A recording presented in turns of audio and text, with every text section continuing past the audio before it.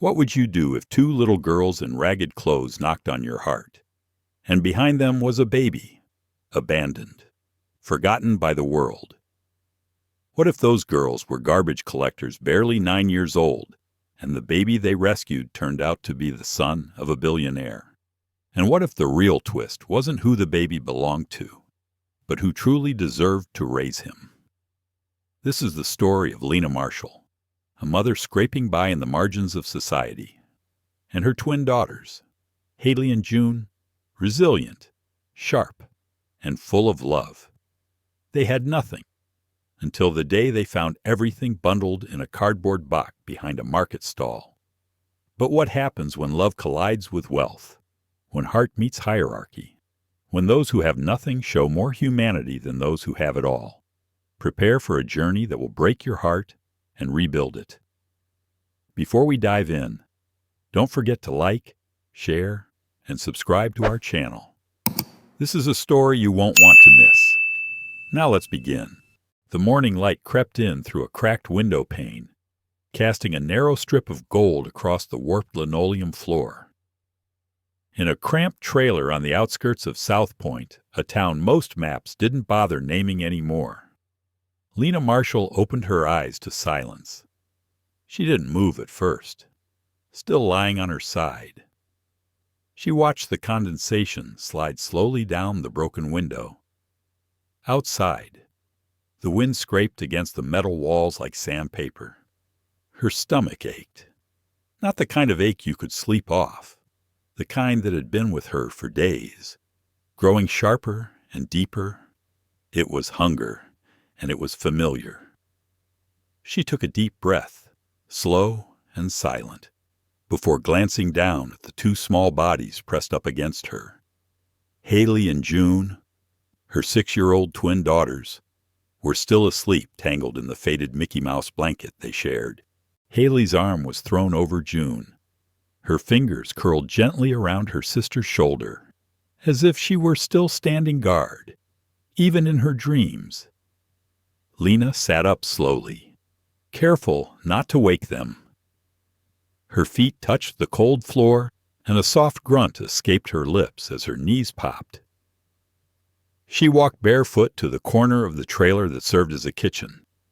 The fridge, a yellowing antique with duct tape on the handle, groaned when she pulled it open. Inside, half a jar of off-brand mustard, a few wilting celery stalks, and a single slice of white bread, mold forming on one edge. She closed the door with a sigh, opening a metal tin that once held cookies. She found nothing but air, not even sugar. No breakfast today. Again. Lena leaned back against the peeling wall, letting the cold press into her spine. And for just a second, she closed her eyes. She didn't let herself cry anymore. Not often. Tears didn't buy food. They didn't fix things. They just made her daughters worry. "Mom." A small voice broke the silence. She turned and saw Hailey, blinking the sleep from her eyes. "Morning, baby," Lena whispered, soft and warm, masking the pain. Hailey rubbed her face and glanced at the kitchen corner. "Are we having toast?" Lena smiled faintly. "Not today. Love, I'll find something. You know I will." Behind Hailey, June was beginning to stir. She yawned, then sat up, eyes still puffy from sleep. "I dreamed we had pancakes," she mumbled. Lena laughed, not because it was funny, but because she needed to. That must have been a wonderful dream. The twins exchanged a glance, and Lena could tell they already knew. They were young, but not naive. Kids like them didn't get the luxury of innocence for long. Hailey sat up straighter.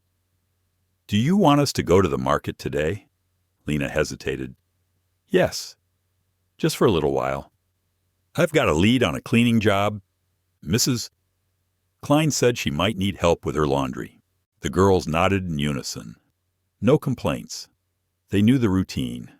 Each Monday, they scouted around the back of the open-air market where shops tossed out expired food and recyclables, plastic bottles, aluminum cans, slightly bruised fruit. It wasn't ideal, but it was survival. Lena opened the bottom drawer and handed each girl 2 bags, one for food, one for recyclables. Then she knelt before them, her voice calm but firm. "Remember the rules. Don't put your hand in a bag without looking," Hailey said. "Check for glass and needles," June added. "And if anyone talks to you, we don't answer. We just keep walking." Lena smiled, touched their cheeks, and kissed their foreheads. "You're my brave girls," she whispered. "I love you more than the sky." They put on their least dirty clothes shorts and faded T-shirts and their mismatched flip-flops. June combed Hailey's hair with her fingers, gently untangling it. Hailey helped June button her shirt that was one size too big. Before they left, Lena handed them half a bottle of water. "Share it, and don't stay too long." "We won't," Hailey promised, slipping the bottle into her bag. "What time do we come back?" June asked. Lena glanced out the window. "When the sun is high." That meant noon. That meant she had 4 hours to find a job. And they had 4 hours to make the best of whatever the market threw away. As the twins walked down the dusty gravel road, Lena stood by the trailer door, watching them go. 2 little figures with bags larger than their backs, holding hands. That image, that tiny thread of resilience, was the only thing that gave Lena the strength to face the day. The girls didn't talk much as they walked. Their flip-flops scraped the dry gravel. A warm wind picked up the scent of rust and rotting fruit from the dumpsters near the train tracks. The sun, still low, cast long shadows behind them, stretching their thin frames across the broken sidewalk. They knew this path like the backs of their tiny hands. Down Ashbury Street, past the old church with the boarded-up windows, left at the rusted bus stop no one used anymore. The town of South Point had long since forgotten its children. As they walked, Hailey looked over at her sister. June's eyes were red again, probably from sleeping hungry. But she was quiet, determined, focused like always. "You okay?" Hailey asked softly. June gave a quick nod. "I'm okay. I just hope Mom gets the job." "She will," Hailey said. "She always does something." The market came into view. Vendors were just opening up, pushing carts, sweeping entryways, setting up shade umbrellas that flapped in the wind like tired flags. The back alley behind the marketplace was their usual route where the vendors threw away the day before's leftovers. Hailey reached into her pocket and pulled out a crumpled list scribbled in pencil. Cans, bottles, cardboard, edible food, no mold. She read out loud. "Bananas are okay if they're just brown," June added, "and apples, as long as they're not mushy." Hailey gave a small nod. "Let's check the bins near Mateo's fruit stall first. He usually throws away the soft stuff." They crossed the empty back alley. Behind the tall gray wall, the faint sound of upbeat music played from one of the stalls. "Okay, here," Hailey said, crouching next to a row of black garbage bags piled beside a stack of crates. She tied her hair back with a rubber band she'd found weeks ago and carefully poked one bag open with a stick. Inside, she found 2 plastic bottles, a crumpled juice carton, and a bruised bunch of grapes. "They're not leaking," she said. "Still good." She passed them to June, who opened her food bag. "I found 3 soda cans," June said, peeking into another bag. "Keep looking. The more we get, the more we can sell." They worked quickly, moving from pile to pile with practiced care. They never rushed. They never grabbed. They examined. A few minutes later, they had 3 good apples, 2 bananas, 6 bottles, and a small loaf of bread with only a bit of crust damage. Enough to help, at least for today. Hailey stood and wiped her hands on her shorts. Then she stopped. Her head turned, slightly. Did you hear that June looked up? Hear what Hailey waited? There it was again. A soft, high-pitched sound. Faint, unsteady. Like a kitten, June guessed. No, not a kitten, Hailey whispered. Both girls paused, standing completely still. The sound came again. A whimper. A tiny gasp. A cry. It was the unmistakable, raw, helpless sound of a baby. Hailey dropped her bags. It's coming from over there. She pointed toward the far end of the alley behind the dumpsters, where a stack of broken pallets and soggy cardboard leaned against a concrete wall. The sound grew louder as they approached. June hesitated. What if it's something bad? Hailey didn't stop walking. Then we help, just like Mom says. They moved closer. Hailey pushed aside a torn piece of cardboard, and there he was, a baby, a real baby, wrapped in a filthy sweatshirt, lying on a flattened pizza box, his tiny fists clenched, face red from crying, breath quick and shallow. Oh my God, Hailey breathed. June's hands went to her mouth. Is he hurt? I don't know, Hailey said, dropping to her knees. She gently reached toward him, then stopped. Her mother's voice echoed in her mind, check for sharp objects. Always. She carefully peeled away the corner of the sweatshirt. No blood, no glass, just cold skin, shivering, bones too visible, cheeks sunken. June, she said urgently, give me your sweater. June took it off without a word, and Hailey wrapped it around the baby's body. His name's not on anything, June said, looking around. No note? Nothing. He's freezing, Hailey whispered. He's starving. June knelt beside her, leaning in close to the baby's face. His crying slowed just a little. Then his eyes opened, big, brown, searching, and he stared at Hailey like she was the only safe thing in the world. He didn't scream. He didn't flinch. He just looked at her and blinked. Something inside Hailey cracked open. She'd never held a baby before, never even seen one this close, outside of picture books or grocery store lines, but somehow she knew what to do. She picked him up gently, like he was made of paper. June stood, clinging to the food bag. What do we do now? Hailey looked down at the baby. He'd stopped crying. We take him home, she said. But what if Mom says no? She won't. Hailey said, You know she won't. June nodded slowly. She helps everyone.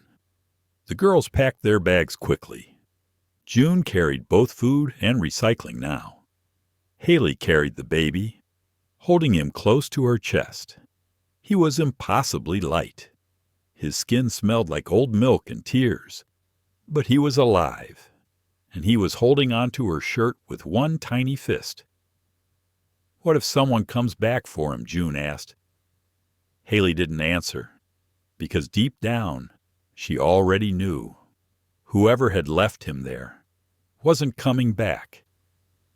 They took a different way home to avoid the main road. The baby dozed in Hailey's arms, occasionally stirring, then settling again when he felt her warmth. He was exhausted. So were they. But something was different now. Something huge. Something unexplainable. Can we give him a name? June asked softly. Not yet, Hailey replied.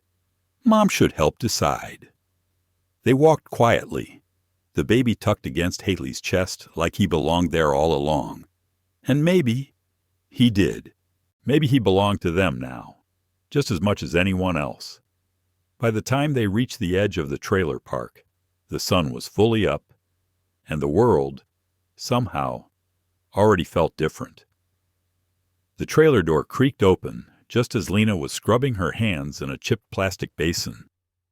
Her knees ached from hours spent kneeling over Mrs. Klein's grimy bathroom floor. She'd come home early, hoping to catch the girls before the sun got too hot. But what she saw froze her in place. Hailey stepped in first, sweat clinging to her brow, carrying something bundled in a soft gray sweater. Lena stared. At first, she thought it was a bundle of rags. Then it shifted. A soft whimper rose from inside the cloth. Lena's heart stuttered. "Hailey," she said, voice low and steady.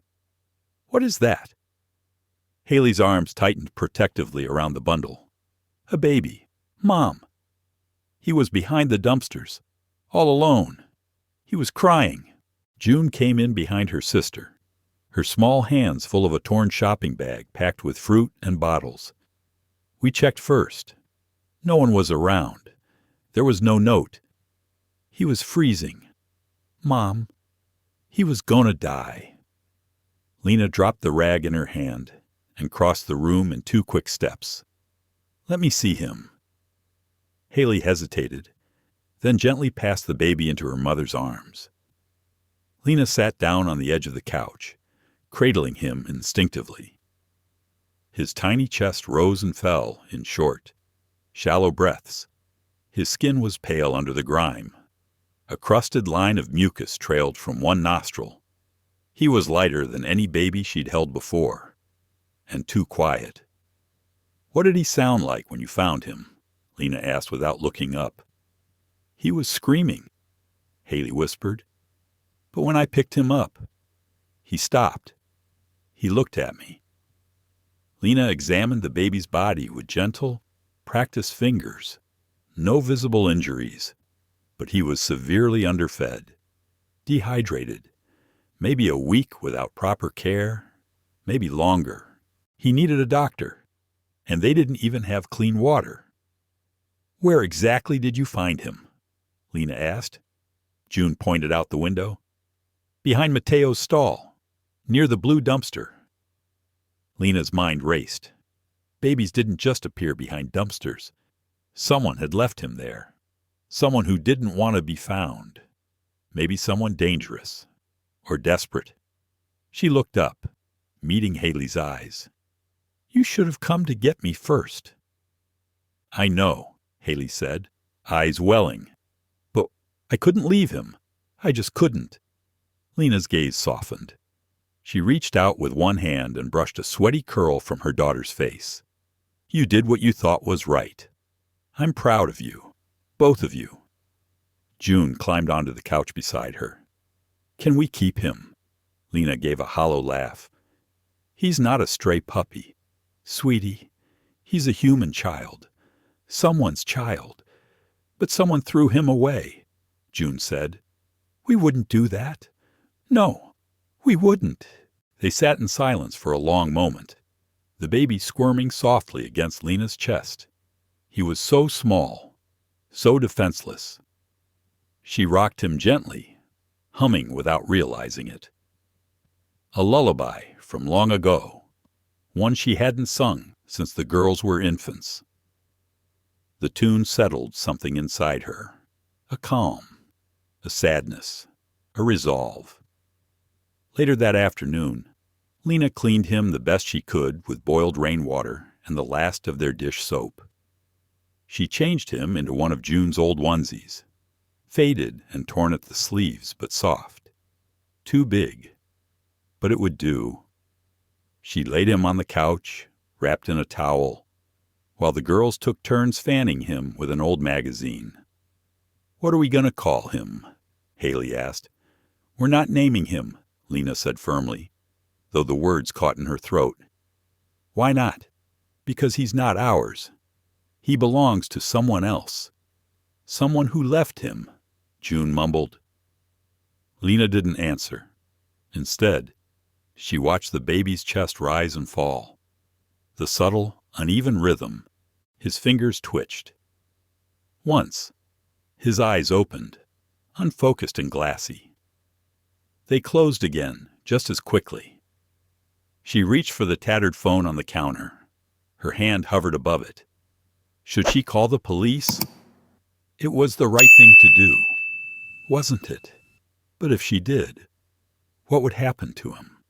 Would he end up in a system that couldn't care less, shuffled between strangers who didn't know his laugh, his cries, his favorite way to be held? And what if no one claimed him? What if he disappeared into paperwork and numbers? Lena had grown up in group homes. She knew what it meant to be passed around, pitied, ignored. She remembered the feeling of being temporary. No child should feel that. Her hand dropped from the phone. That night, she stayed awake long after the girls had gone to bed. They insisted on sleeping on the floor so the baby could have the couch. June curled up next to Hailey, arm draped over her sister the way Hailey had done that morning. Lena sat beside the baby, gently rocking the makeshift cradle she'd built from a basket and pillows. She thought of the girls, of how much they had already lost, how much they had never even known, and how much they still loved, fiercely, instantly. They were better than her, stronger in the ways that mattered. She stared at the baby's face and wondered what his name was, who his mother had been, what kind of world had tossed him aside like spoiled meat. She also wondered what would happen tomorrow, or the day after that. There were no guarantees. There never had been. But maybe there was still some good left in the world if they chose to make it. She leaned in and kissed his forehead, whispering without meaning to, "You're safe now. Just for tonight. I promise. The next morning." Lena walked into town early and used her last $2 to buy formula. She lied to the clerk and said it was for her nephew. She carried it home, like it was gold. The baby drank weakly at first, then with more strength. His color began to return, just a little. He started responding to Hailey's voice, smiling when June made silly faces. He was quiet, but alert. He reached for them, clung to them, and laughed once, just a quick giggle, when Lena tickled his feet. That night, the girls sang to him, and Lena watched from the doorway, arms crossed over her chest, heart full of questions she had no answers for. She knew this wasn't sustainable. She knew someone, somewhere, was looking, and yet, every part of her told her the same thing. He didn't need to be found. He already had been. The baby was 3 days into his new life when Lena first heard the whispers. It happened at the corner store Jackson's Deli, where the town's gossip traveled faster than the speed of light and truer than any newspaper ever dared to print. Lena had walked in just before noon to check if there were any expired milk cartons left behind the freezer. Sometimes Jackson let her take them if they were only a day or two past the date. She wasn't proud of it, but pride didn't fill stomachs. Jackson wasn't there. Only his niece. Sierra was working the counter, talking in a low voice to a delivery driver with a cigarette tucked behind his ear. "You hear about that billionaire's baby?" Sierra said, glancing toward the door. The man leaned closer. "You mean that August Stone guy from the coast?" "Yeah. His baby's been missing 4 days. Went viral yesterday. Cops everywhere. He's offering a reward." Lena's hand froze, fingers halfway to the expired goods bin. She turned slightly, pretending to scan the shelves. "Some say the nanny did it." Sierra continued. "Others think the mom ran off with him. Crazy stuff. Kid's just a few months old. August Stone." The name prickled something in Lena's memory. She'd seen it before in articles, headlines, maybe even cereal boxes. The tech billionaire with houses in 5 states, a private island, and the kind of money that made entire governments lean in. And now, a missing child. Lena's breath caught. 4 days. That was when Hailey and June had found the baby. No, it couldn't be.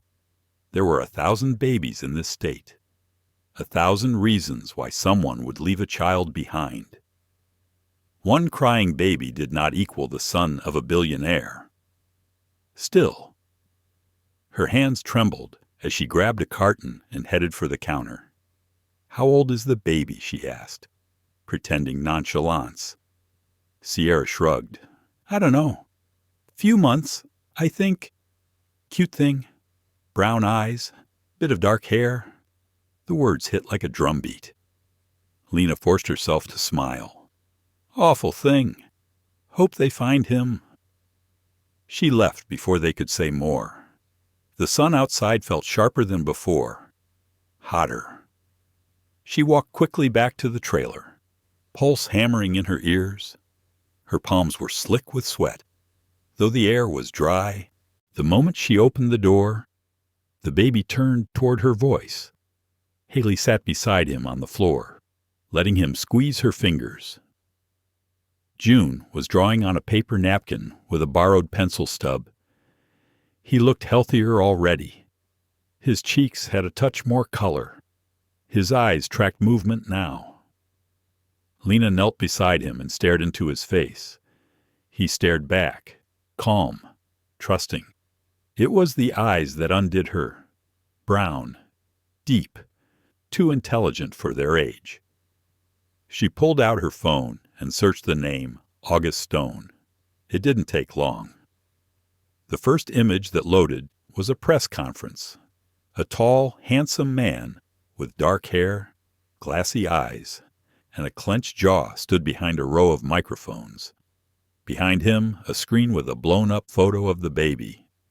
The same baby. There was no mistaking it. Same chin, same cowlick, same eyes. Noah. That's what they'd started calling him. June had whispered the name 2 nights ago, and it stuck. But he wasn't theirs. He was August Stone's son. Lena closed the phone slowly, set it on the couch, and stared at her hands. They were shaking again. That evening, she didn't speak much. She cooked what little they had, rice and boiled greens, and watched the children from across the room. Hailey fed Noah with practiced patience. June rocked him in their laundry basket, singing off-key lullabies. They didn't know. They had no idea. And Lena didn't know how to tell them. When the girls were asleep, she sat outside on the steps of the trailer, watching the moon rise over the scrapyard. She thought of the headlines, the reward, the fear in that billionaire's eyes, the way he held the photo like it was all he had left in the world. And she thought of the boy asleep inside her home. She could keep quiet, just a little longer, just until she figured things out. But was that the kind of person she was? A silence stretched through the night like a crack widening in ice. She could feel the weight of the decision pressing against her lungs. This wasn't about a reward. It wasn't even about right or wrong. It was about love. And whether love alone was enough. Inside. The baby stirred and whimpered. She went to him quickly, picked him up, and held him close to her chest. "You don't belong to me," she whispered, kissing the top of his head.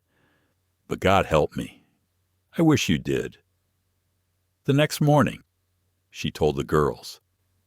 They were sitting at the kitchen table, eating slices of bruised apple and flatbread.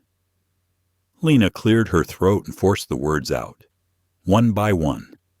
"His name isn't Noah," she said softly. "I found out who he really is." Hailey looked up, her mouth full. June stopped mid-bite. "He's the baby on the news," Lena continued. "The one that's missing.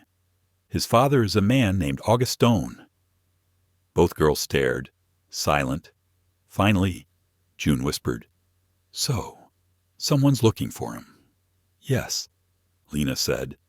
"They've been searching for days." Hailey pushed her plate away. "Are we going to give him back?" Lena hesitated. "We have to." June's eyes filled with tears. But he's happy here. He laughs when we sing. He sleeps when we hold him. He needs us." "I know," Lena said, her voice cracking. "But he also needs his father. His real family. That's what's right." Hailey stood. "What if his father's the one who left him?" "We don't know that," Lena said gently. "We don't know anything yet." The girls were quiet for a long moment. Then Hailey, ever the braver one, said, "He's going to forget us, isn't he?" Lena's heart twisted. She knelt beside them and took their hands. "Maybe, but love doesn't disappear, even if he forgets. We'll remember, and that matters." Later that day, Lena called the police. Her voice was steady but quiet. She explained everything: where the baby was found, what he looked like, that she had seen the photo, that she believed it was the missing child. The dispatcher took her name and said someone would come by the next morning. Lena hung up and sat in silence. The girls sat on either side of Noah, quiet as church mice. They didn't say a word. They just touched his tiny hands, his soft cheeks, as if memorizing every part of him before he was gone. Lena watched them and prayed, not for a miracle, just for mercy. The knock on the trailer door came just after sunrise. Lena had been awake for hours, sitting at the tiny kitchen table, sipping the same cold tea she'd reheated 3 times. She hadn't changed out of yesterday's clothes. She hadn't eaten either. The knock came again, steady, not urgent, not hostile, just inevitable. She rose slowly and opened the door. A uniformed officer stood outside, late 30s, calm eyes, soft voice, the kind that asked more than it ordered. "Ms. Marshall," he said. She nodded. "Yes. I'm Officer Ray Delgado. You called about the missing infant." She stepped aside and let him in. The inside of the trailer was clean, though aged by time and use. A patchwork of old rugs softened the metal floor. The couch sagged in the middle, but was covered in a neat blanket. There were coloring books stacked on the coffee table, and a baby asleep in a laundry basket lined with towels. Delgado's eyes landed there.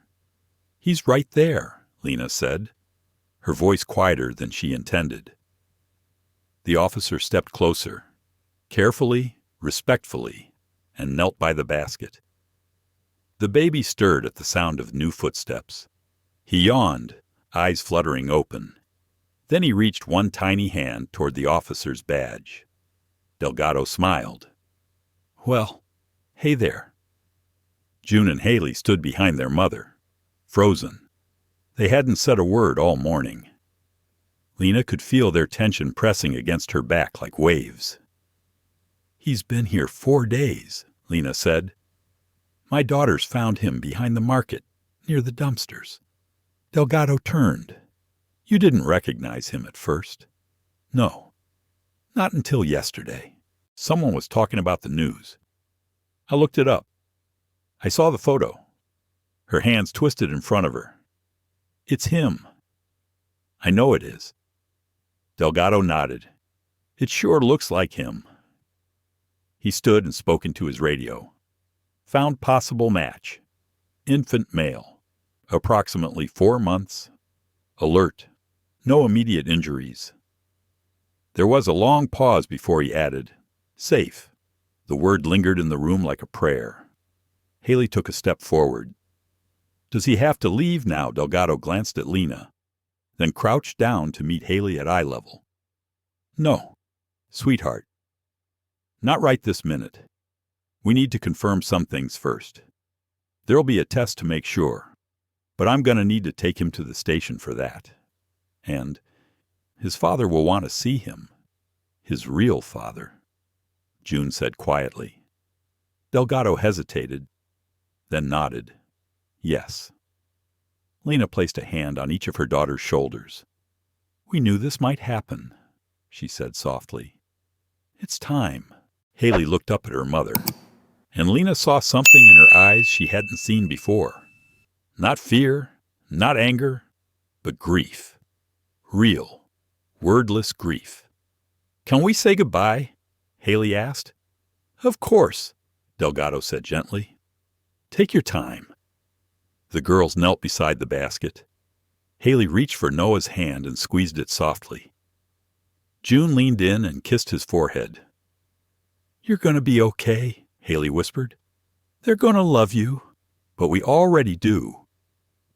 Just don't forget us." "Okay," Noah babbled, blinking slowly, his little hands grasping at their fingers. June tucked a folded drawing into the towel beside him. A picture she'd made yesterday. 3 stick figures holding a baby in the middle, all smiling. The word family written in purple crayon above their heads. Lena's eyes blurred. She walked over and knelt beside her daughters. "I'm so proud of you," she said, brushing their hair back. "You gave him a chance. That's more than most people would do." She turned to Delgado. "Can I ride with him just until we get to the station?" He nodded. "Of course. You found him. You deserve that much." Lena wrapped Noah in a blanket and held him close. He snuggled into her chest like he always had, like she was home. She pressed her lips to his forehead and whispered, "You are so loved." They walked out together.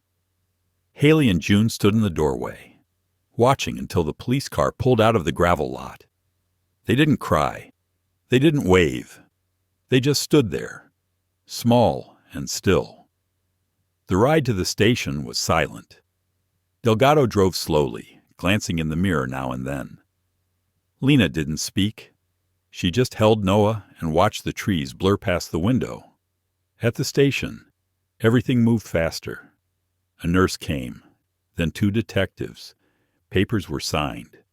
A swab was taken from Noah's cheek. Someone handed her a bottle of water. She didn't drink it. Finally, a man in a gray suit entered the room. Tall, expensively dressed, but tired, like he hadn't slept in days.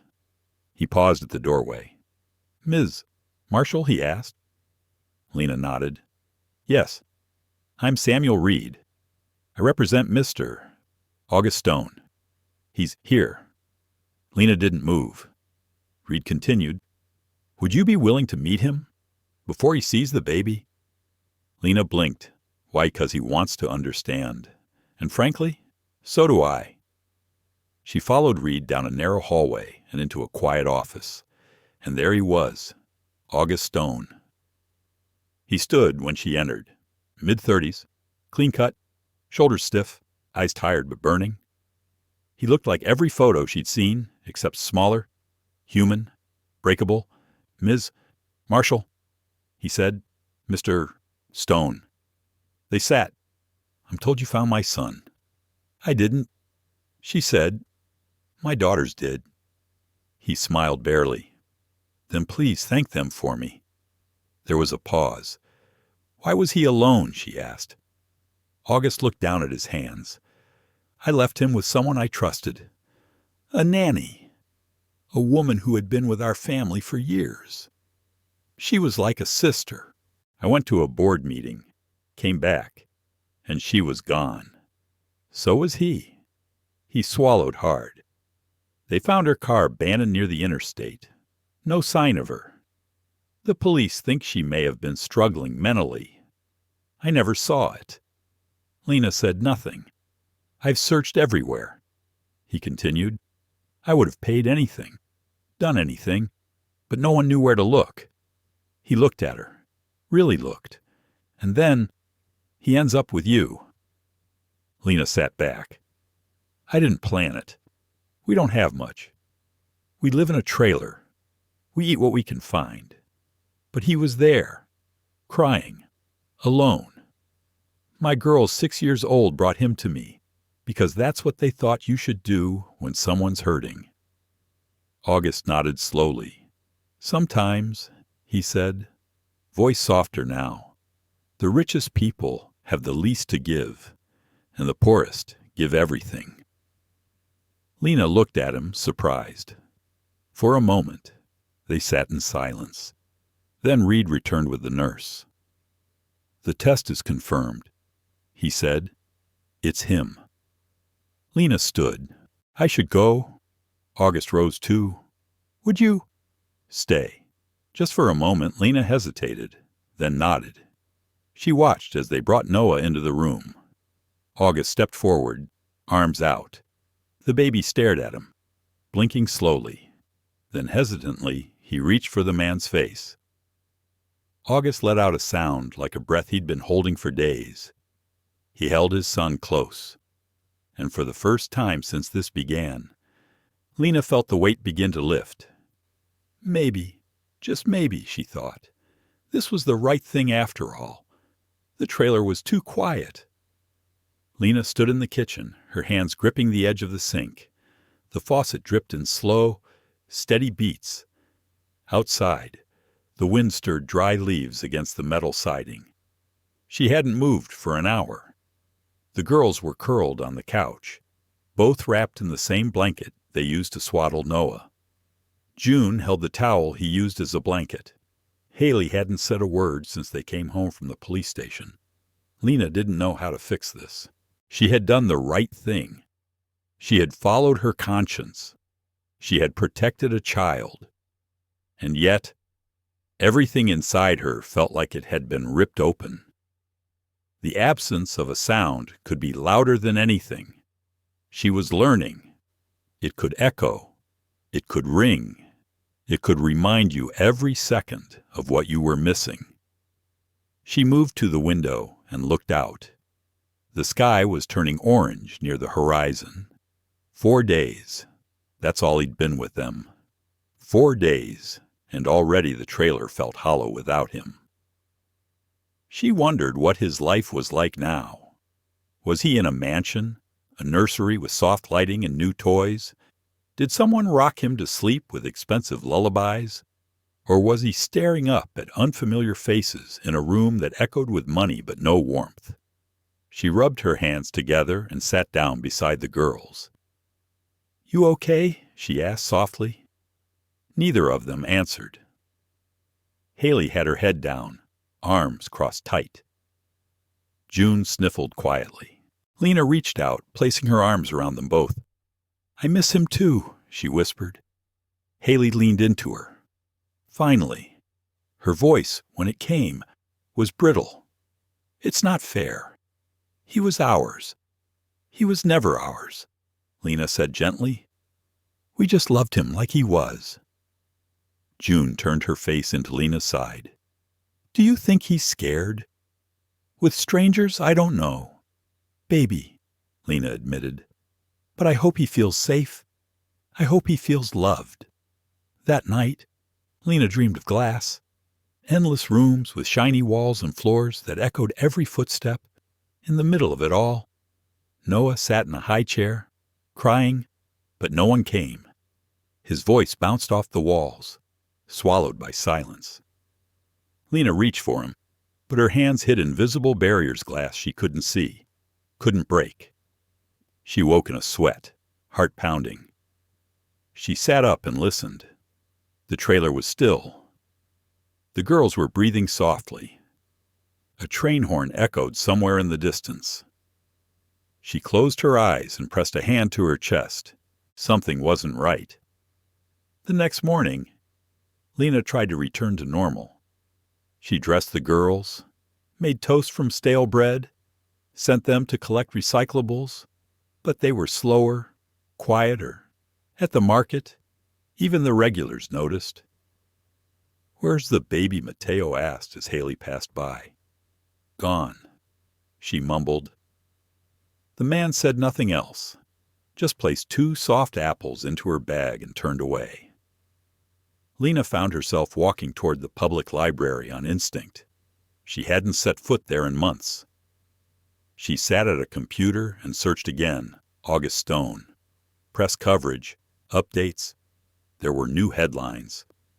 Stone heir found alive reunited with father after 4 days missing. Photos filled the screen.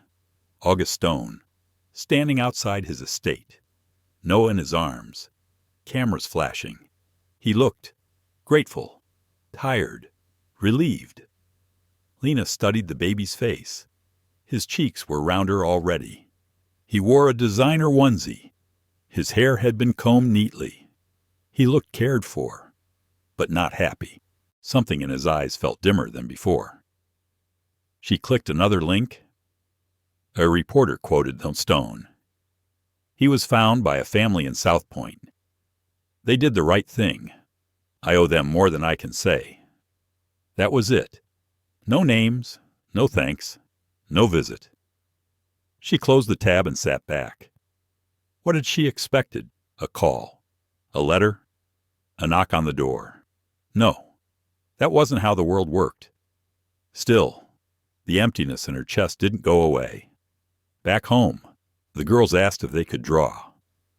Lena laid out the crayons and old scrap paper. For an hour, the trailer was silent except for the scratching of pencil and soft murmur of the wind. Then June walked over, holding out her picture. It was a house drawn with awkward, jagged lines. Inside were 4 figures, a woman, 2 girls, and a baby with a lopsided smile. I want this to be our real house someday, she said. Lena's throat tightened. She kissed the top of June's head. Me too. Later that night, just after dinner, there was another knock at the door. Lena froze. She wasn't expecting anyone. The girls looked up from their plates. Another knock. She opened the door. A man in a gray suit stood there. Ms. Marshall, he said. Yes. He reached into his pocket. I'm Samuel Reed, Mr. Stone's attorney. May I come in? She didn't answer right away. Then she stepped aside. Reed entered, took in the space quickly, but respectfully. The warmth, the tightness, the signs of life. He nodded at the girls. Hello, ladies. They stared but said nothing. Reed turned back to Lena. I wanted to deliver something personally, he said, pulling out an envelope. Lena eyed it. Is that a check? Nope, it's a letter. He handed it over. The envelope was thick, expensive. Her name was handwritten on the front. She opened it slowly. Inside, a folded letter and a photograph. The letter was short, simple. Lena, no words, will ever match what you gave me. You saved my son. You kept him warm, alive, safe. You gave him what I, with all my money, failed to give. I hope someday, when the noise fades, you'll let me thank you properly. Until then, know that you are seen, and you are deeply, deeply appreciated. August Stone. Below the letter, a photo Noah, smiling, not posing, smiling, sitting in a plush chair, holding the drawing June had left in the basket, the stick figure family. He hadn't forgotten. Lena felt tears pool at the corners of her eyes. She wiped them away quickly. Thank you, she whispered. Reed nodded. Mr. Stone. He hasn't stopped watching that drawing. He said it's the first thing that made Noah smile. Lena's heart ached in a new way. I don't want money, she said. I know. But if he really means it, what he wrote, he can come here himself. Reed offered the faintest smile.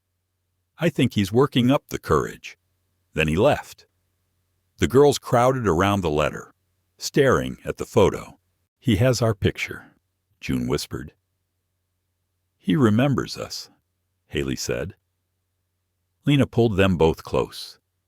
Love doesn't disappear, she said, even if someone's far away. And for the first time since Noah left, the trailer didn't feel quite so empty. It felt full of memory, full of hope, and somewhere out there, a thread still connected them, thin, invisible, but strong enough to hold. 3 days passed after the letter arrived, and life slipped back into its old rhythm, or tried to. Lena still woke up at sunrise, still searched for extra work, still rationed out bread and canned beans.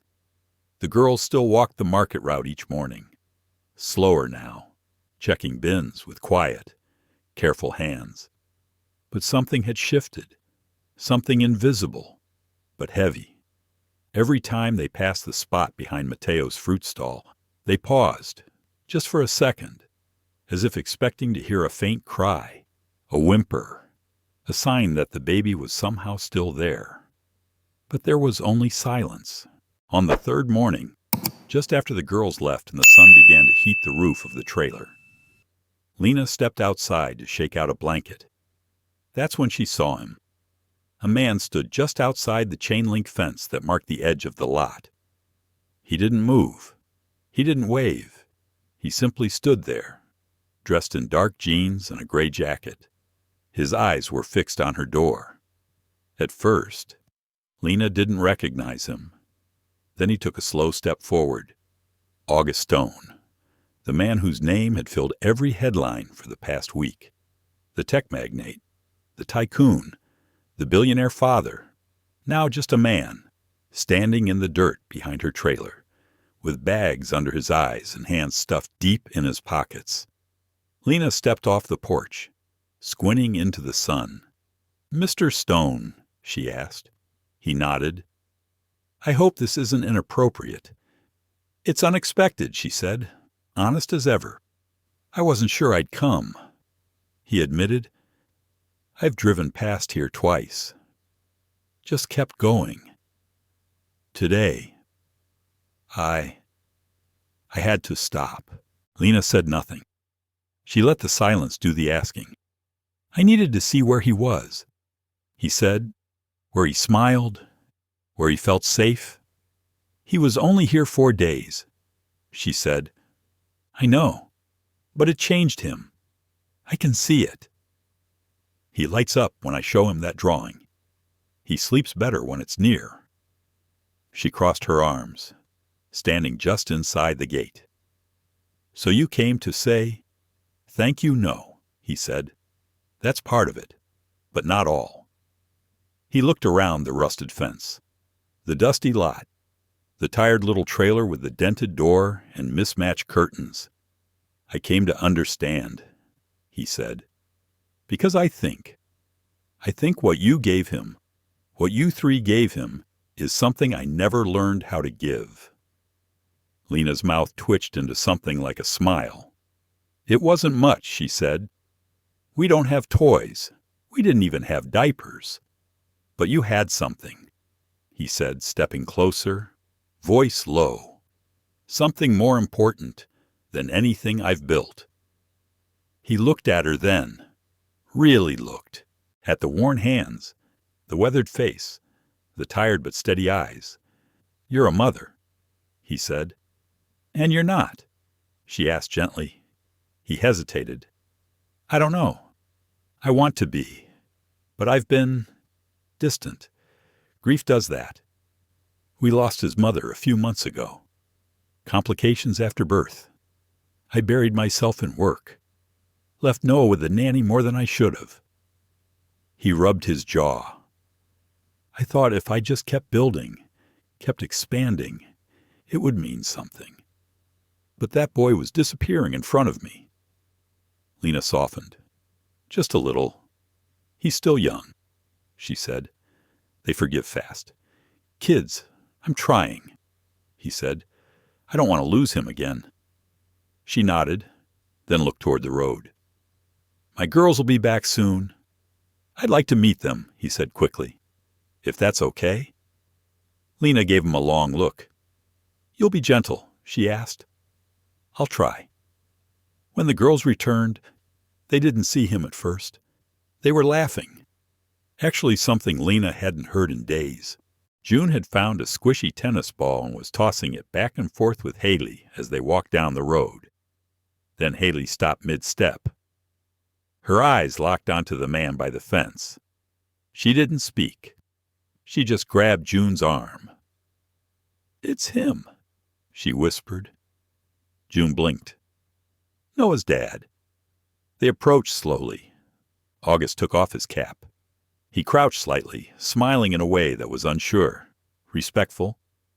"You must be Hailey and June," he said. The girls nodded.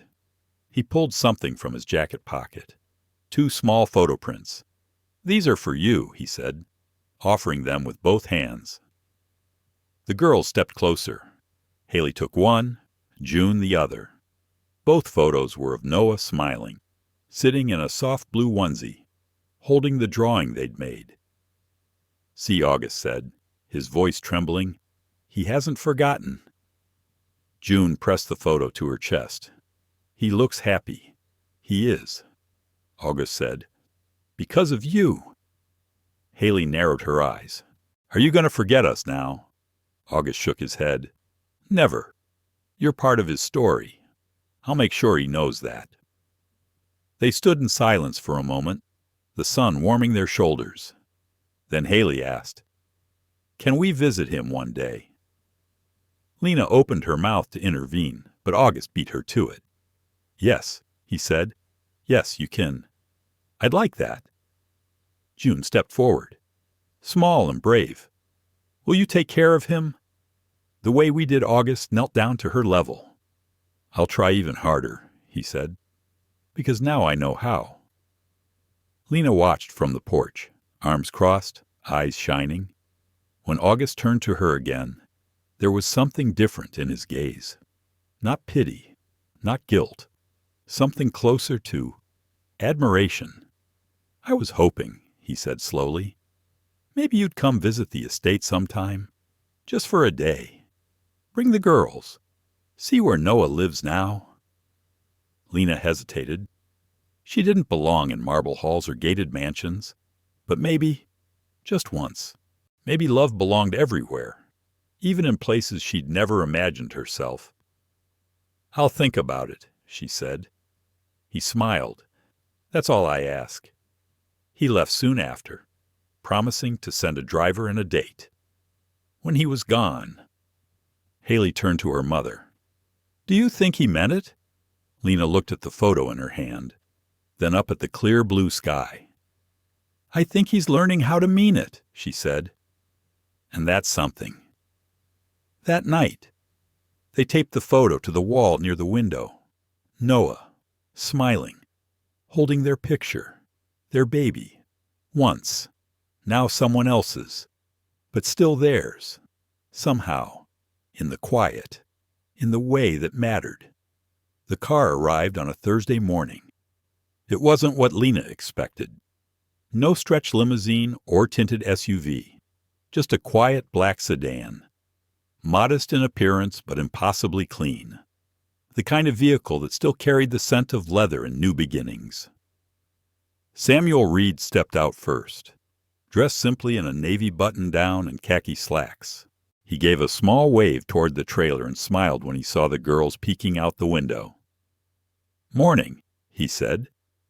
"Everyone ready?" Lena stepped out, smoothing the front of her borrowed dress. It wasn't fancy, but it was clean and pressed. She had done her hair. Not for August. Not for anyone. Really.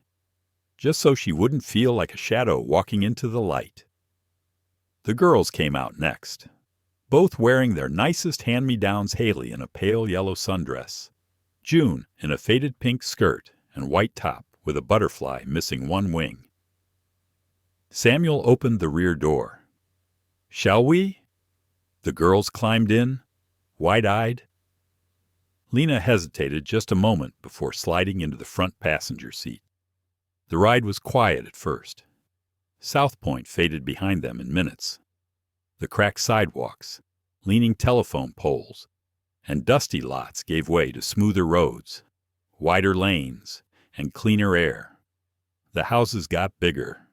Then they got huge. Eventually, they passed through a tall wrought-iron gate. A long driveway snaked through manicured lawns and trimmed hedges that looked like they'd never known the wildness of weeds. The house appeared like something out of a movie. White stone, tall windows, columns wrapped in ivy. A fountain bubbled in the middle of the driveway, and marble lions watched silently from each side of the front entrance. Hailey let out a breath. "Whoa," June whispered. "It's like a castle." Samuel parked and got out. "Don't let the size fool you. It's still a home." Lena wasn't so sure. Inside, the ceilings rose like cathedral domes. Sunlight poured through skylights, and every surface gleamed tile, glass, polished wood. A woman in a black uniform offered them water with lemon. Another gently took their jackets. It felt more like a museum than a house. Then Noah's laugh broke the air. Lena turned toward the sound instinctively. There he was on a soft carpet in a sun-drenched sitting room, surrounded by colorful blocks and plush animals. He was clapping his hands, watching as a tall man built a tower just to knock it down again. August looked up and smiled when he saw them. He rose quickly, brushing imaginary dust from his pants. "Welcome," he said, walking toward them. "I'm really glad you came." The girls rushed forward without hesitation. June dropped to her knees beside Noah and touched his cheek. Noah blinked once, then let out a delighted squeal.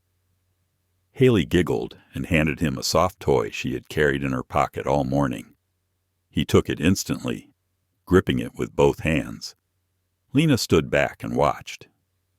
Her heart pulled in two directions. He looked good, healthy, happy. His cheeks were full now, his skin a glowing brown hue touched by sun and safety. But he didn't reach for her, didn't look at her the way he had in that trailer. It was selfish to want that. She knew. Still, it stung. August walked beside her, his voice low. "He hasn't stopped smiling since he saw them." Lena nodded. "He looks like he belongs here." August paused, then gestured toward a small corner of the room where a few chairs and a coffee table were set up. "Would you sit with me for a moment?" he asked. Lena hesitated, then followed him. The chair was too soft. She sat stiffly, hands folded. "This house," August said, glancing around, "was built to impress. I inherited it from my father. Every inch of it was designed for power, for show." He looked back at her. "But I've never felt more like a father than I did when I saw him holding your daughter's drawing." Lena said nothing. "I want him to have roots," he continued. "Not just wealth, not just comfort. I want him to remember that he was loved before I even knew how." Lena finally met his gaze. "And what does that mean?" August leaned forward. "It means I want him to know you. To know them. If you'll let me. I'd like to keep you in his life." Lena blinked. "You want visits." "More than that," he said. "Friendship? Family? Even. I know how that might sound. But it sounds strange," she interrupted. "Strange and kind." He smiled. "I'll take that." They watched as the girls played with Noah, building towers, making silly noises, giggling like he'd never left. August's voice lowered again. "There's another reason I invited you here." Lena tensed. "I've been thinking about legacy," he said. "What I want to leave behind. And more than anything, I want to build something that matters. Not just companies, but people." Lena raised an eyebrow. "You offering me a job, Mr. Stone." "I'm offering you purpose," he replied. "A position here, managing outreach projects I've started, food distribution, shelter reform, helping people like you, people you understand." Lena stared at him, caught off guard. "You think I belong in a place like this? I think you belong wherever hearts need protecting." She leaned back, unsure whether to laugh or cry. "Think about it," he said softly. "You don't have to answer now. By the time the visit ended, The sun was slipping lower. The girls hugged Noah a dozen times. June kissed his forehead and promised to bring more drawings next time. He babbled at them as they walked out, waving his tiny arms. Lena turned at the door and looked back one more time. He smiled at her. She smiled back. In the car ride home, the girls buzzed with stories about Noah's new toys, the garden with a fountain shaped like a dolphin, the cookie the maid slipped them in secret. Lena stared out the window. She felt it deep in her chest, a soft shift, like something opening. Maybe this wasn't the end of their story with Noah. Maybe it was just a new chapter, one that none of them could have written alone. The offer sat in her pocket like a weight. Lena folded the paper again and again as she walked down the narrow dirt path behind the trailer, past the broken fence, toward the small clearing where she sometimes went to think. To Noah, to that world. She wasn't sure she could take it. Back in the trailer, nothing had changed. The water still sputtered. The fridge still hummed too loud. Her neighbors still argued 2 lots over. And yet she felt unsteady, like the ground beneath her had shifted, and she was the only one trying to walk a straight line. She'd always been the kind of woman who knew her place. Not in a weak way, never that. Lena was strong, but she understood limits, understood how doors stayed shut, no matter how kindly you knocked. August's world didn't just have doors. It had gates, guards for the guards. And even if he had opened one to her, could she really walk through? Would she always feel like the help? Would the other mothers at his charity events look at her the way rich women looked at people like her with soft eyes and frozen smiles that said, "Thank you for your service"? She stared at the paper in her lap. It wasn't just a job. It was a test. Understood how doors stayed shut, no matter how kindly you knocked. August's world didn't just have doors. It had gates, guards for the guards. And even if he had opened one to her, could she really walk through? Would she always feel like the help? Would the other mothers at his charity events look at her the way rich women looked at people like her with soft eyes and frozen smiles that said, "Thank you for your service"? She stared at the paper in her lap. It wasn't just a job. It was a test of who she believed she was, of what she believed she deserved. Her first instinct was to tear it in half. Instead, she slipped it back into her pocket and went inside. The girls were still asleep, their cheeks flushed, arms tangled. A single sock lay forgotten at the foot of the couch. Lena sat beside them and watched their faces. They had changed, too, in subtle ways. The way they spoke with more confidence now. The way they mentioned Noah as if he were still just one room over. The way they asked about August not with awe, but with curiosity, as if he were human, not just rich. Later that night, after dinner, Hailey asked the question Lena had been avoiding. "Are we moving there?" Lena looked up from the sink. "Where to the big house," June added, "with the dolphins in the garden." "We're not moving," Lena said carefully. "But he offered you a job." Hailey said, "We heard him. It's complicated," Lena replied. The girls exchanged glances, then sat on the floor, legs crossed, like they were about to hear a story. "Why's it complicated?" June asked. Lena dried her hands on a towel and sat across from them. "Because that life is very different from ours," she said. "And sometimes, when you step into something new, people don't always welcome you. They might smile to your face, but not want you there. It's hard to explain." "Do you want to go?" Hailey asked. That question caught her off guard. I don't know," Lena admitted. "Part of me does. Part of me's scared." You always tell us not to be scared, June pointed out gently. Lena smiled at that, her throat tight. Yeah, well, grown-ups are full of contradictions. Hailey leaned forward. I think you'd be really good at it. Helping people. Lena brushed a stray curl from her daughter's forehead. Thanks, honey. I'll think about it. But thinking turned into avoiding. For the next 3 days, she ignored Samuel's texts and August's email. She kept herself busy with cleaning jobs, extra hours at the diner, late-night sewing for neighbors who needed curtain repairs. But at night, in the quiet, the question always returned. Why not believe that something better was possible? Why not take the chance? One evening, after putting the girls to bed, she stepped outside to find the moon high and the night breeze soft. She dialed the number on the card Samuel had left. He answered on the second ring. Ms. Marshall, he said, like he'd been expecting the call. I have some questions, she said. He listened. He answered. He didn't pressure. When she hung up, she stood there in the dark for a long time, heart racing. The next day, August himself showed up. No driver, no security. Just him and Noah in the back seat of the sedan, like any father out for an errand.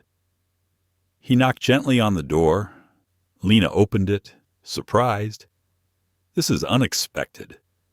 I figured I owed you a conversation, he said. Not just papers and promises. She invited him in. Noah squealed when he saw the girls. They rushed to him, taking turns carrying him, dancing him around the cramped living room. His laugh filled every corner. August sat across from Lena, elbows resting on his knees. I know this isn't easy, he said. I know how hard change can be, especially when you've survived so long without help. She nodded. I'm not offering a rescue, he continued. I'm offering a partnership. You have heart. You have sense. You understand what people need better than any consultant I've hired. Lena studied his face. He wasn't selling anything. He was inviting her into something real. She glanced at the girls, who were now showing Noah how to balance a spoon on his nose. Then she looked back at him. Okay, she said. August blinked. Okay, I'll try, she said. No promises, but I'll try. He exhaled like he'd been holding his breath. You won't regret it, he said. Later that night, Lena watched her daughters sleep and realized something she hadn't before. She wasn't afraid of failing. She was afraid of being seen. Seen as she really was scarred, strong, tired, hopeful. But maybe that was exactly what Noah needed, what August needed, what the world needed more of. Not polished perfection, but honest presence. And Lena Marshall was ready to show up. On Lena's first day at the Stone Foundation, she stood in front of the glass building for nearly 10 minutes before walking inside.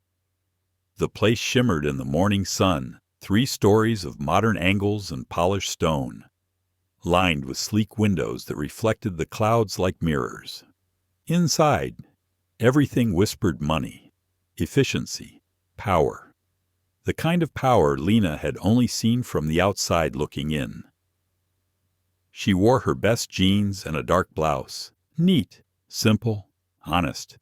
Her shoes weren't new, but she had scrubbed them until they looked close to it. The receptionist greeted her with a polite smile that didn't quite reach her eyes. May I help you, Lena Marshall? I'm starting today. The woman looked down at the screen, nodded once, and buzzed her in. 3rd floor, office 3C. Mr. Reed will meet you. The elevator was too quiet. Lena could hear her own breath, the faint rustle of fabric as she shifted her weight. When the doors opened, Samuel was already there, holding a tablet and 2 coffees. Morning, he said brightly. You made it. Still deciding if that's a good idea. Lena replied. He handed her a coffee. Let's take a walk. He gave her a quick tour. Conference rooms with curved walls, staff lounges with espresso machines, open workspaces where 20-somethings typed quickly while wearing headphones twice the size of their ears. Everywhere she looked, people seemed polished, hair like it had been styled at sunrise, laptops that cost more than her trailer. "This is you," Samuel said, stopping at a modest office with one window and a nameplate that hadn't been installed yet. The desk was clean. A laptop waited in the center. A notepad, 2 pens. "You're not expected to dive into policy just yet," he said. "You'll start by reviewing our outreach initiatives, food access, mobile clinics, then move into strategy and field work." Lena sat slowly, running her hand along the desk's edge. Smooth wood, no chips, no cigarette burns. "I've never worked in a place like this," she admitted. "Neither had I," Samuel replied. "You'll catch on." She glanced at him. "They know who I am." He didn't pretend to misunderstand. "They know your name, they know your story, and a few of them will make assumptions." She nodded. "Let them." The day moved fast. Paperwork, introductions, a digital training module that glitched halfway through and left her staring at a frozen screen with a cartoon avatar stuck mid-sentence. During lunch, she sat outside on a stone bench with her sandwich and watched a few of her new coworkers gather in small circles. They laughed quietly, sipping sparkling water and trading industry jargon like baseball cards. No one invited her over. She didn't mind. But she noticed. That afternoon, she met Lauren Hayes, the outreach director.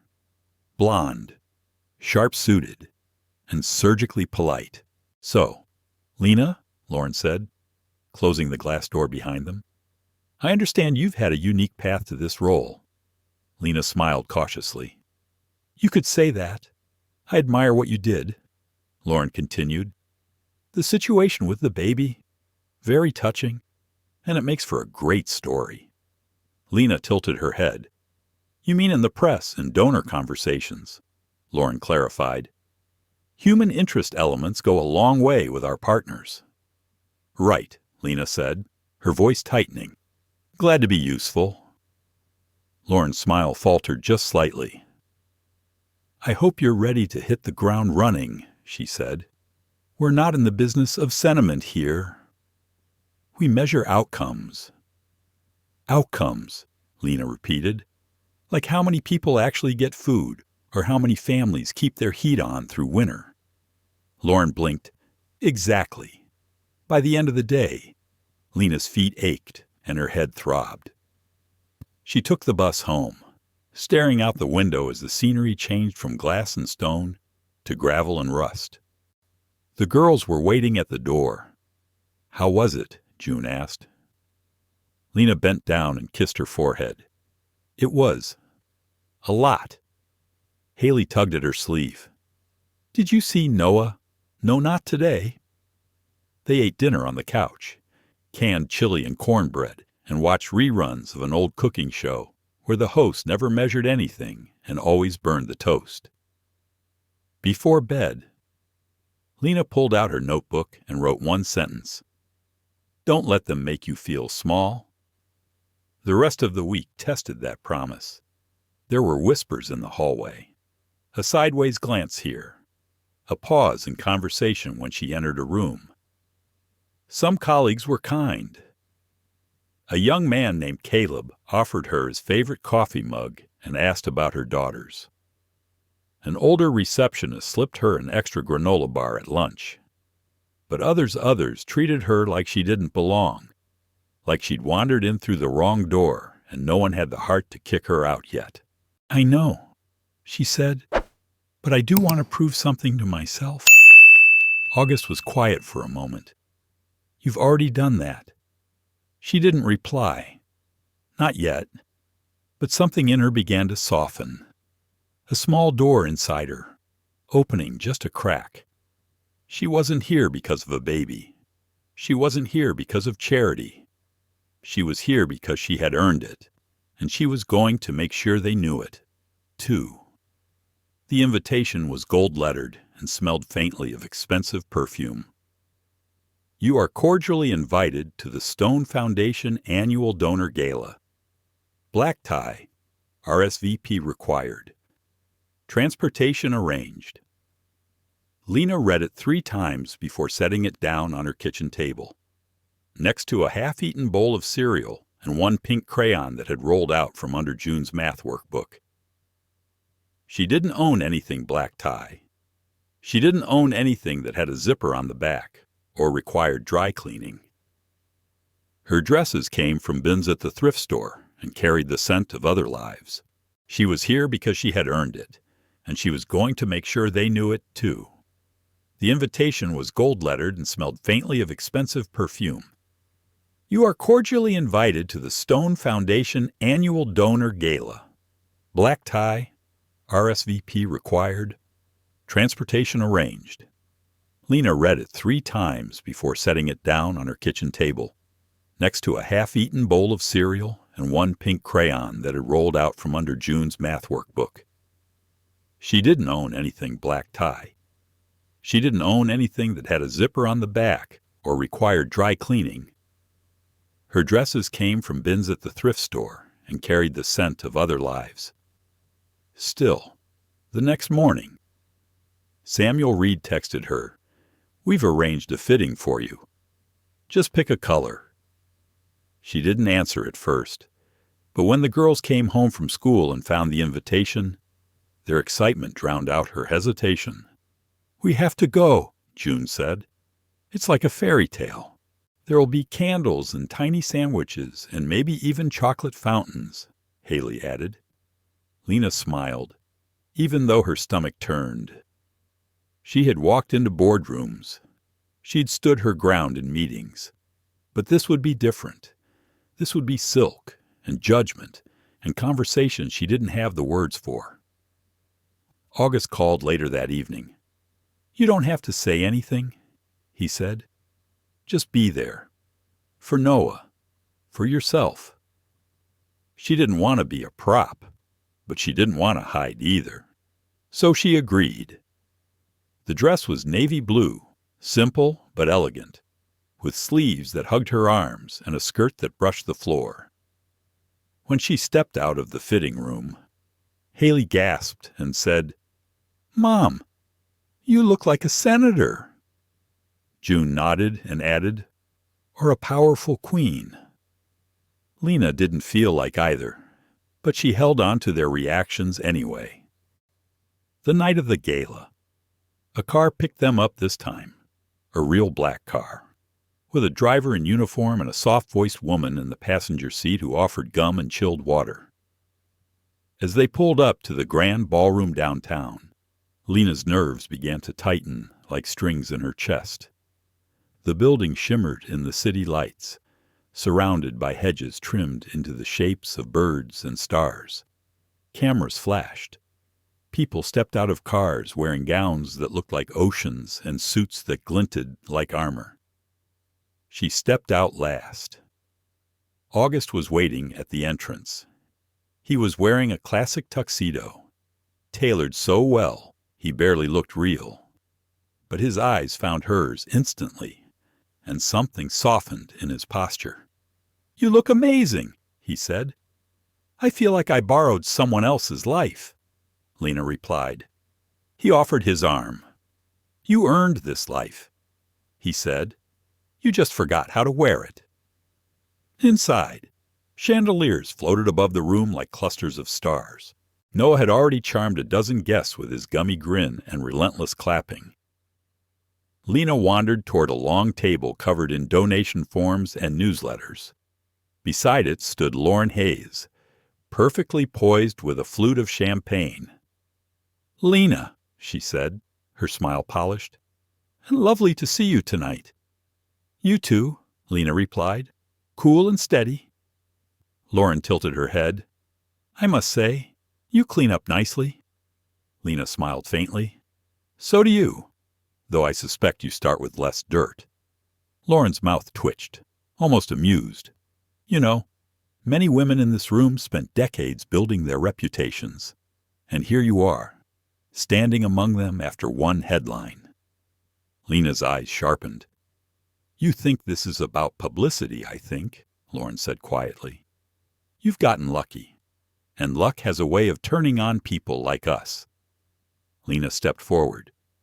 This isn't luck, she said. It's life. It's showing up. It's scraping food together for kids who have holes in their shoes. It's helping a baby survive without a diaper or formula. And it's walking into a room full of people who think kindness is a currency they get to trade in. Lauren blinked. I'm not here for your approval, Lena added. I'm here because I belong. And with that, she turned and walked away. Later, during the formal remarks, August stood at the podium and addressed the crowd. He spoke of progress, community investment, sustainability. Then he paused. There's someone here tonight I want to thank, he said. Someone who reminded me what real wealth is. Every eye turned to Lena. She froze in place, hands in her lap. She didn't come from privilege. He continued. She didn't graduate from Harvard. She didn't inherit a foundation. But she showed more courage in 4 days than I've seen in 20 board meetings. The room was silent. She found my son, he said. But more than that, she gave him a reason to smile when the world had gone dark. And she didn't ask for anything in return. Later, during the formal remarks, August stood at the podium and addressed the crowd. He spoke of progress, community investment, sustainability. Then he paused. There's someone here tonight I want to thank, he said. Someone who reminded me what real wealth is. Every eye turned to Lena. She froze in place, hands in her lap. She didn't come from privilege, he continued. She didn't graduate from Harvard. She didn't inherit a foundation. But she showed more courage in 4 days than I've seen in 20 board meetings. The room was silent. She found my son, he said. But more than that, she gave him a reason to smile when the world had gone dark, and she didn't ask for anything in return. August looked directly at her. Lena Marshall is why this foundation matters, because people like her remind us what it means to care before it's convenient. He raised his glass. To Lena. The room hesitated, then clapped. Some more genuinely than others. Some still unsure. She still made coffee, the old way boiling water, pouring slowly, watching the steam rise like breath from a tired animal. She had been working at the foundation for 2 months. She had gotten used to the meetings, the schedules, the acronyms. She had learned how to translate statistics into stories, how to walk into rooms with senators and CEOs and not flinch. Some days, she still brought lunch from home in a cracked Tupperware dish. Other days, she let herself buy something warm from the cafe downstairs. Every day, she came home to Hailey and June, to puzzles on the floor, to mismatched socks, to soft giggles and questions about decimals and constellations. And every other weekend, they visited Noah. At first, it was just an hour in the garden, supervised. Then it was lunch with August in the sunny room overlooking the backyard.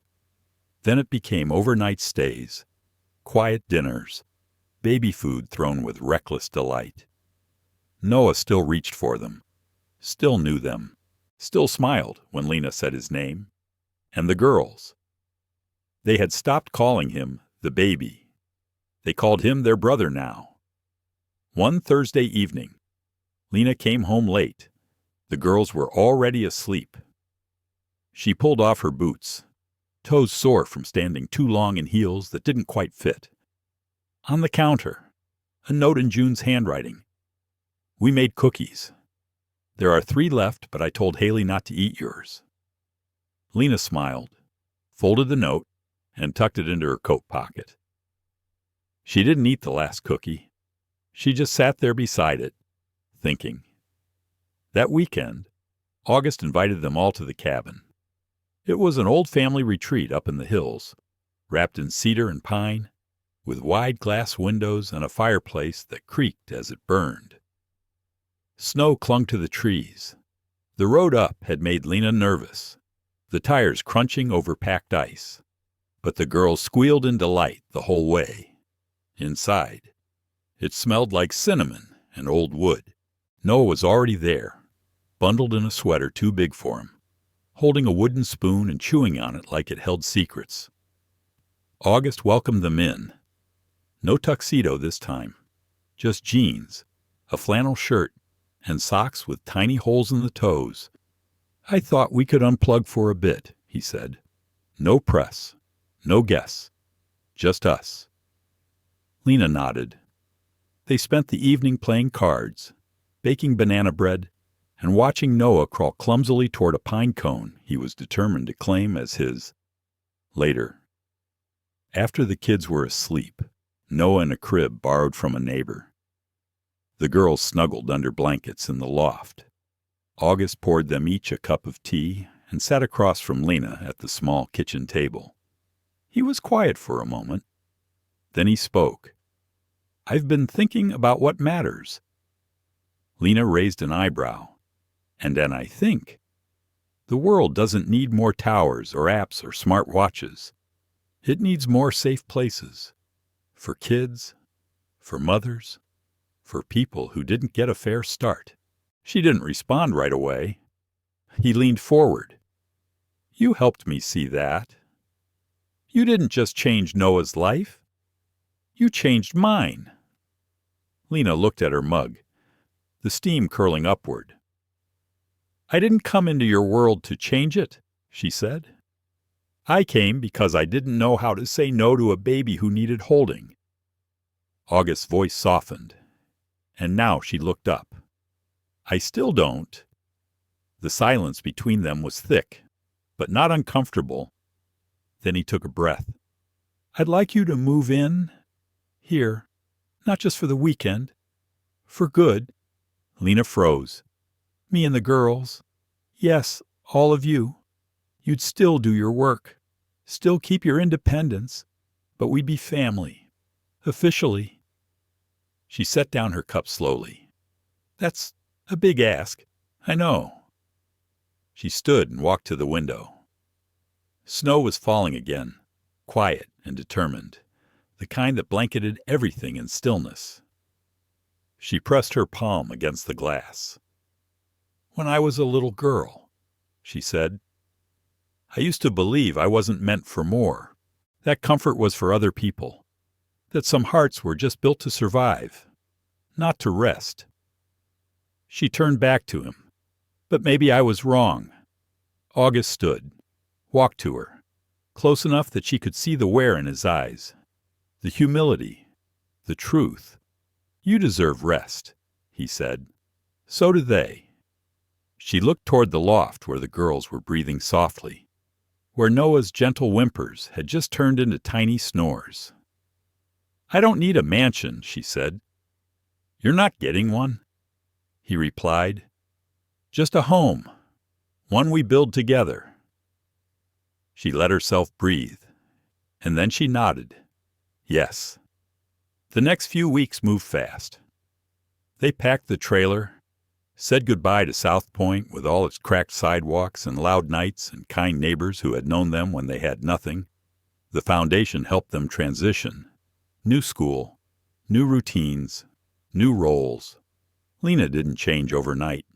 She still checked prices at the store, still bought off-brand cereal, still fixed things instead of replacing them, but she also bought herself a new coat, thick, warm, with pockets deep enough to carry small hands.